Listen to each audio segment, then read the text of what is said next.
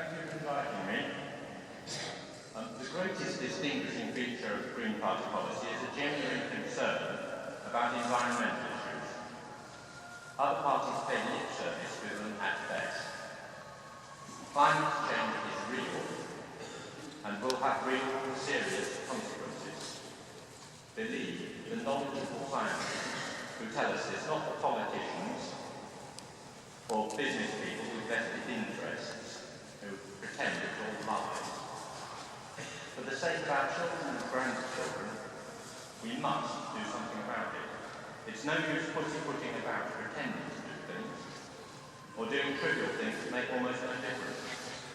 It's vital that thinking on these issues is properly joined up, not short-term and opportunistic. Unlike most politicians, I have a substantial, relevant scientific and technical background. Politicians think economics is more important than the environment. They should try holding their breath while they count their money. The fact is, most of them are pathetic about economics too. I wouldn't say that necessarily. Another distinguishing feature of Green Party policy is that we're the only party with a significantly different approach to austerity. Most of the other parties, UKIP included, believe that austerity is essential to economic recovery. I'd liken that to the ancient medical practice of bloodletting. The patient is sick, we must draw blood. The patient deteriorates. We must draw more blood. The patient deteriorates further. We must draw yet more blood. Oh dear, time to call the undertaker. Happily, medicine has progressed since the 18th century. Less happily, in the minds of most politicians, economics is still stuck in bloodletting mode.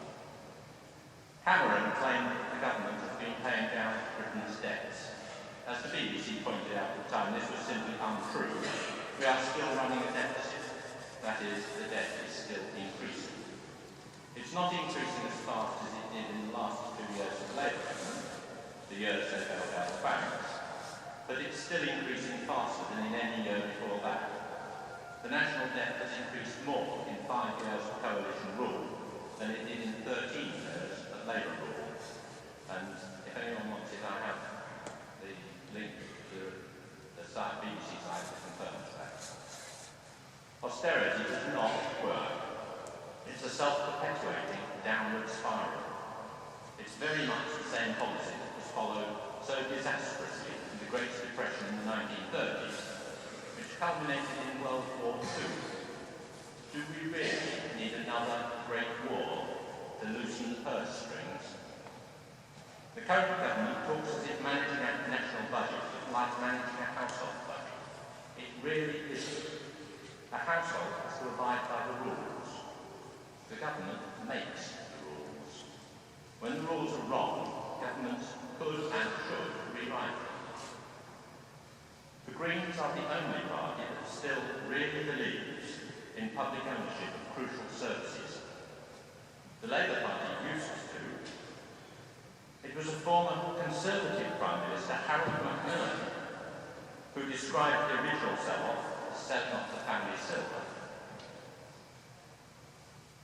We're the only party left who will fight to reverse the immoral and impractical sell-off of the National Health Service, the railways, the Royal Mail, and the distribution of water, electricity and gas. The government says we can't afford it. On the contrary, the taxpayer and consumer cannot afford to have them in private hands. The Greens are also the only party who haven't been panicked into a knee-jerk copying of UKIP's paranoia about immigration. Yes, of course, there are real issues with immigration, but the solution is not to try vainly to close our borders. The solution is to tackle the causes of unbalanced migration and to deal with the consequences that are already occurring. We're a rich country. We can afford to deal properly with the consequences. In fact, the economic consequences of excessive tightening of border controls would be economically far worse. I'm not going to waste your time Instead, I want to ask you this. Who has caused our country more problems? The bankers who plunged us into economic disaster? The expenses-milking politicians who have the cheek to lecture the poor, most of whom are innocent, about benefit fraud? The wealthy tax dodgers keeping 25 billion a year from the exchequer? The poverty wage-paying bosses and rip-off rent-charging landlords? Or foreign health workers and farm labourers? Very few immigrants claim benefits here. Many of the jobs immigrants are doing are so badly paid that the British person gets more on benefits. But the answer to that is not to force them into work by cutting benefits, which anyone who's dependent on them for any length of time knows are not generous, but to increase the minimum wage.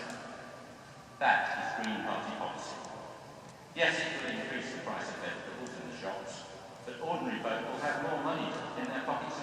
In 1984, she was Indian and has never been out of India. Our daughter is married to a German, and they live in Italy. My Jewish grandmother was a refugee twice, once from her native Russia during the Russian Revolution, and once from Nazi Germany. As you can imagine, I don't have any time at all for racist migration policies in Britain or anywhere else.